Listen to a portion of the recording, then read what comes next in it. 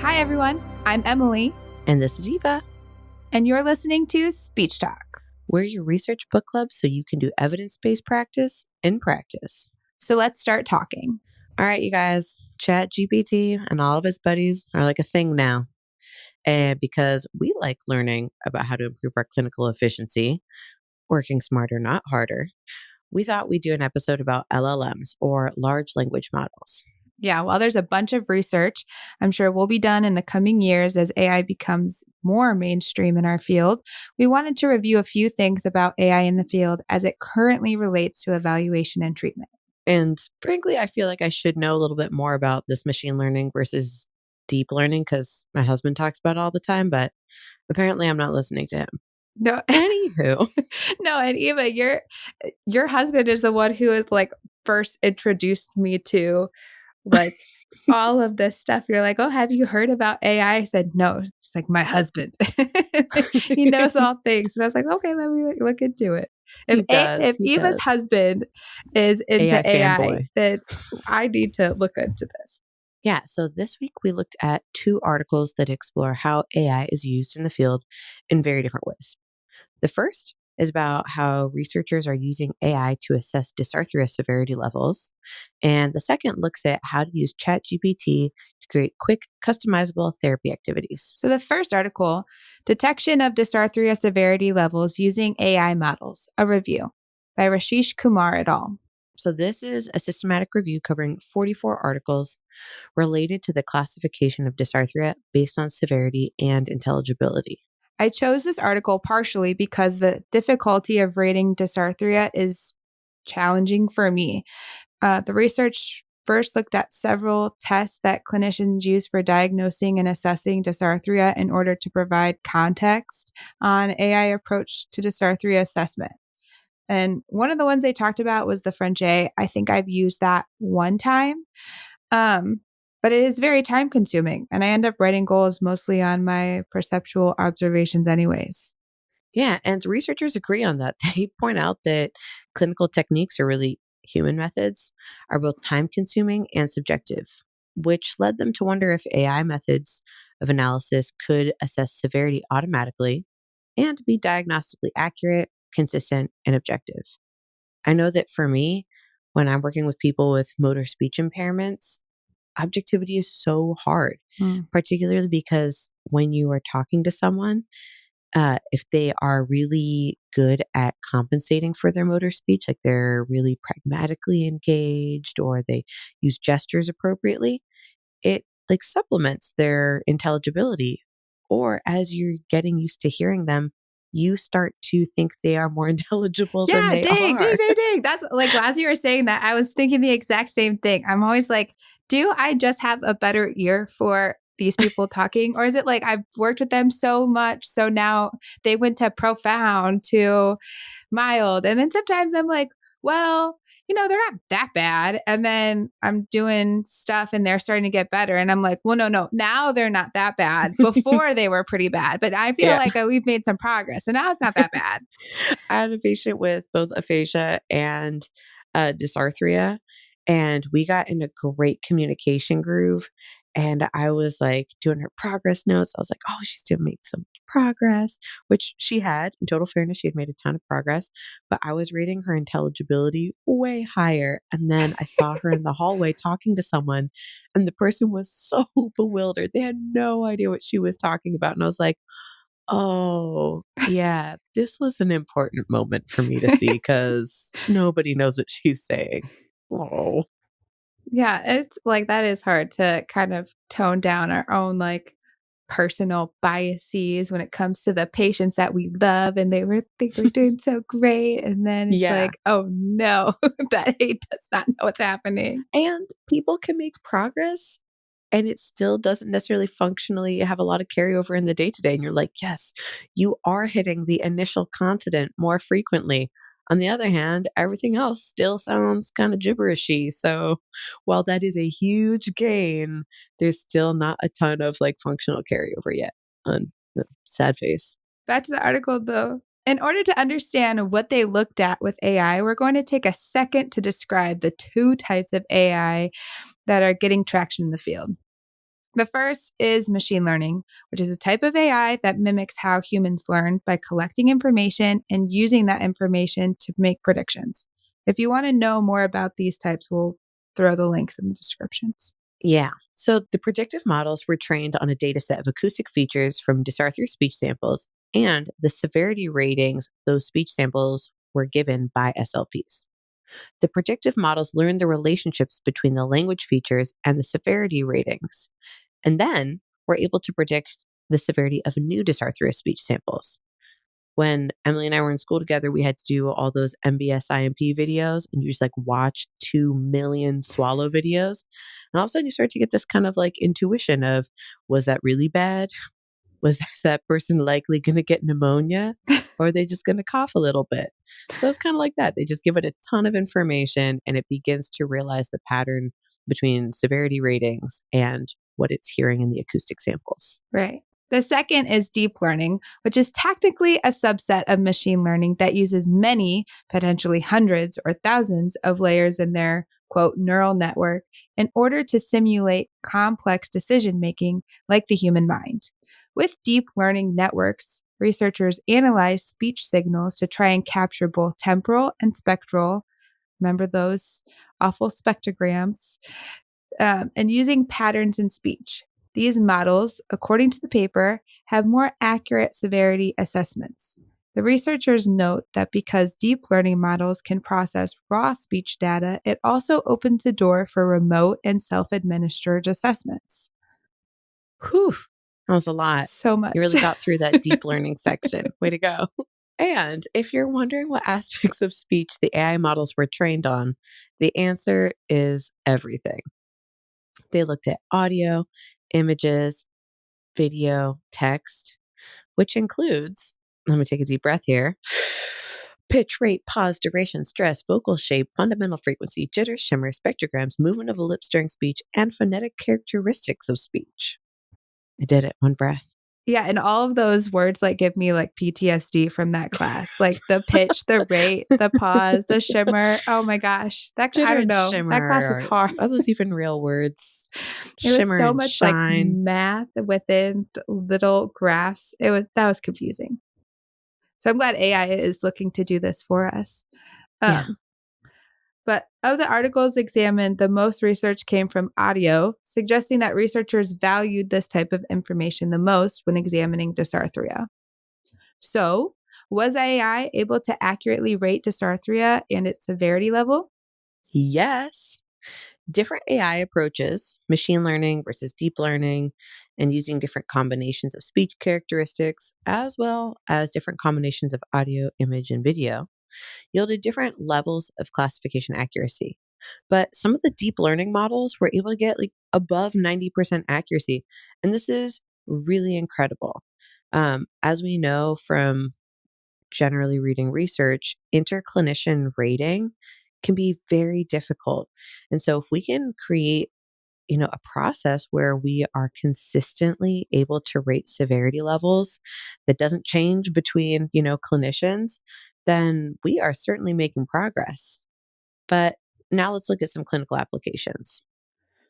Right. And we're like, that's making progress. And it's also not biased. Like, they don't have our little inner voice saying, like, oh, Sally's doing so good.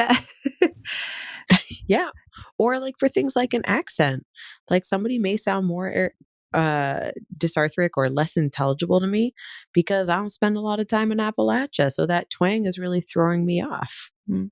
Oh my gosh. I actually have someone who is from Kentucky, and they are so very unintelligible. And sometimes it really is like their dysarthria mixing with their Appalachian accent. And what does he say? He goes, "Oh, wrestling's on."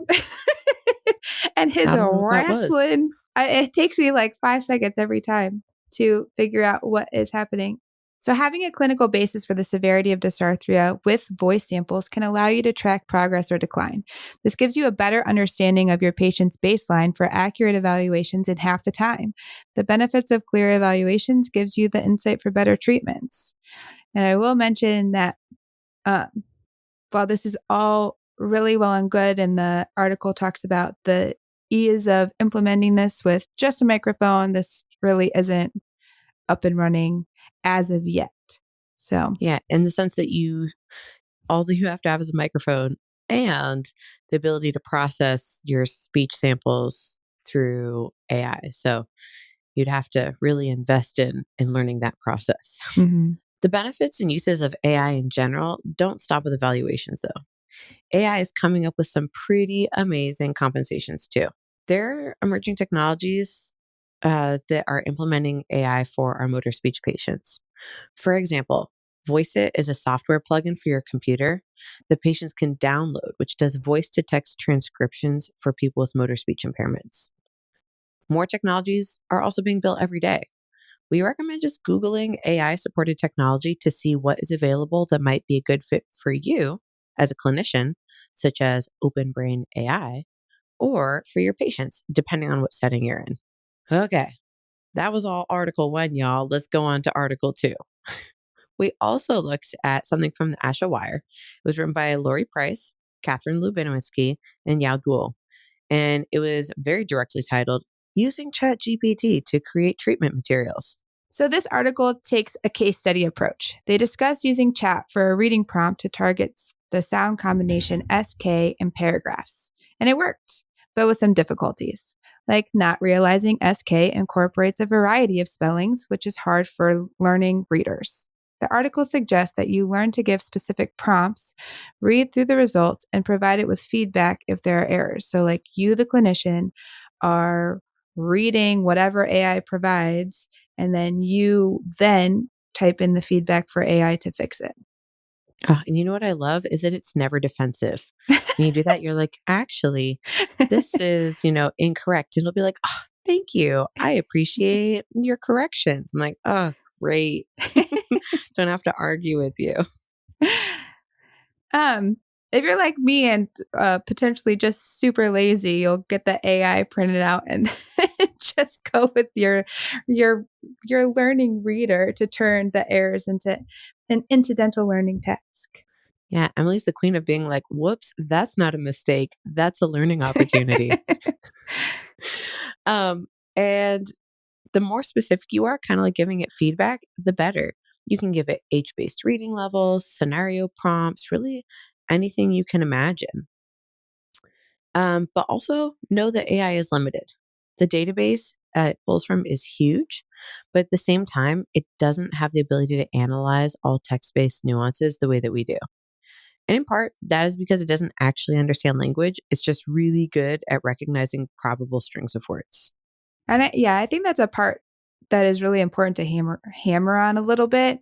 Like it is still just software, right? It doesn't recognize language. So it really does. Like this is the part that it's like speech therapists are not losing their jobs to AI because AI does not understand language. They need you to go back through that and sift through what's going on to make sure it's accurate. Yeah. And you can improve its accuracy. You can upload evidence. So give it research articles if you're using a subscription based platform, and it will begin to incorporate that material. I think we've all heard by now that AI has made up research articles when tasked to cite evidence. So it's important when using AI in treatment that you have the model you are working from and using the tool for materials. Right. So this article is focused on kids, aren't they all? Everybody loves pediatrics. It's like people like kids or something. What is it? This whole next generation situation. So we went through and applied their fundamental scenarios in the article to some situations and goals that we have used for our clients. So safety, providing specific scenario situations residents face in a nursing home and ways that they can solve it. Also, creating signs. I had one client that was pretty unsafe. We wanted to make sure that if there were signs that she could, one, recognize the sign, and two, follow that incidental usage. I was able to pull lots of safety signs easily for her. Spoiler alert, she wasn't safe, and her recommendation was 24-hour sitter. But it was something that we were able to say that, we tried this too. Yeah. And do not knock that part of the process. Like part of what we do is creating those recommendations. We're here to trial, you know? Are they stimulable for environmental cues? That's very important information in terms of their overall plan of care or safe transition home. So even if you put up all the signs, I did one for a patient who would wander into other people's bathrooms. I made a sign for her bathroom. Didn't work. But now we know she's not visually stimulable. All right. So we did safety. Let's talk about language. Using the same framework as the article, we can create word lists or stories. I've used it for word lists for aphasia patients for generative naming or categorization. So it'll be like, give me 10 words in different categories across things that you would see every day. And it'll be like truck, car, cab, train, so on and so forth. I'm like, all right, what do these words sound like? Oh, they're all transportation. Or the inverse. Ask it for a bunch of category topics and then see if my patient can create semantically related words in a generative naming task. Yeah, I've used apps like the Tactus app, which I do really love, but in their abstract concept, I've found myself having trouble thinking of what really is something that's useless, which is something that they really ask for. So then going back through something Paper like chat, because straws. you can't Google what is something useless, but the AI produces a better, more thorough list for those things. Yeah. And again, it comes back down to like efficiency. We have such limited time for our patients. And so being able to say, hey, I know what my goal is for today. I need things to target this. It comes up with it in like a matter of seconds, whereas it would take me 5 to 10 to think of and write out lists of activities. And that's a large portion of their session time. Mhm. So, speech. We could target repetitions in sound and phrases. So, again, the same sound structure prompts or phrase starter sentences for drill practice to elicit stabilization. So, this could be used for our voice clients to create word lists targeting easy onsets, or for our dysarthria clients for word lists to drill in over articulation. Yeah. And cognition. I use ChatGPT all the time to create like fake voicemails, calendar appointments, fake pill prescriptions, really anything else that is kind of ADL related. And I need to have like 10 examples of it that I do not have the time or creativity to write on my own. Uh, but actually, flipping back to something you said, Emily, about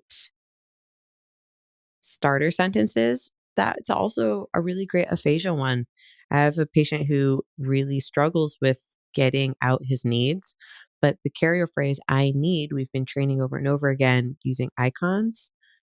It's really helped. Now, if I say, I need, a lot of times that can like kickstart what he is trying to say for himself. I think that sentence made sense. It did. It made sense. Yeah. So again, and I think the more that we use it, the more we realize the application. So if you haven't been using AI to generate treatment activities, just start playing around with it. I think you'll find that it starts to come to you pretty easily and you start getting more and more creative with it. Yeah. And I mean, in general, it's the two applications we talked about, Chat and Gemini, are really super user friendly. Like Yeah. and you can type in whole sentences to bring about something.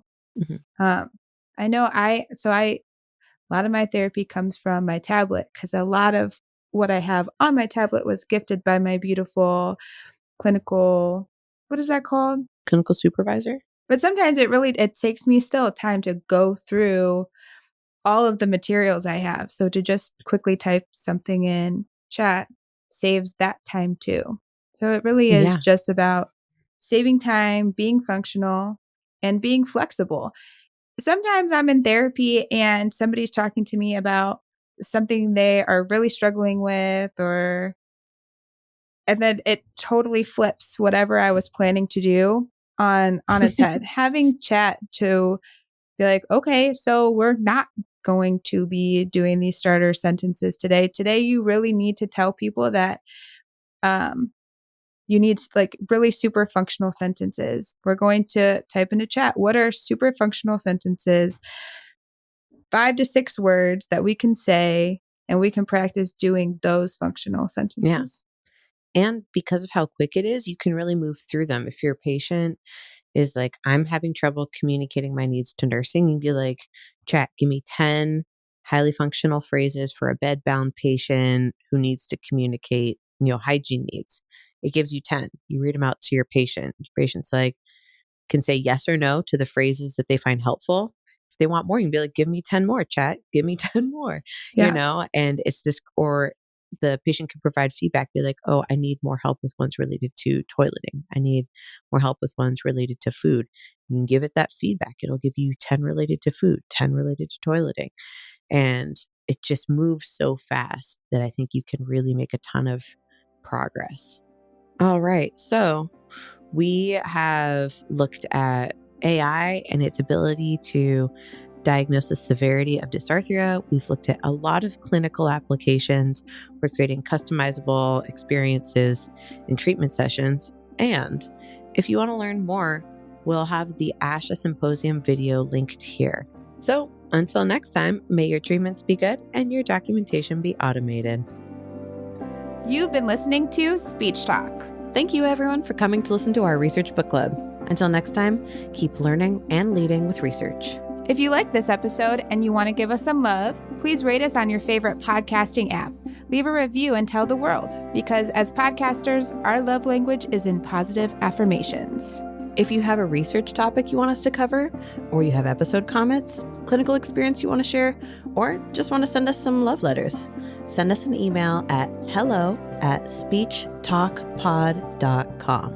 If you want even more Speech Talk content, check out our website at speechtalkpod.com, where you can find all of our resources we made for you, copies of articles covered, and Eva's blog following these topics and more.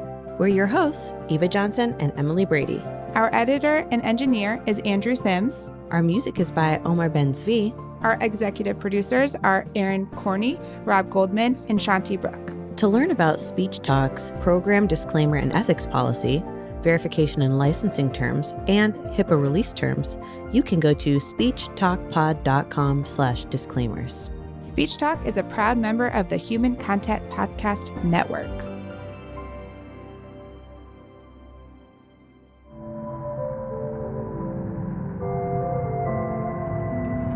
Human content.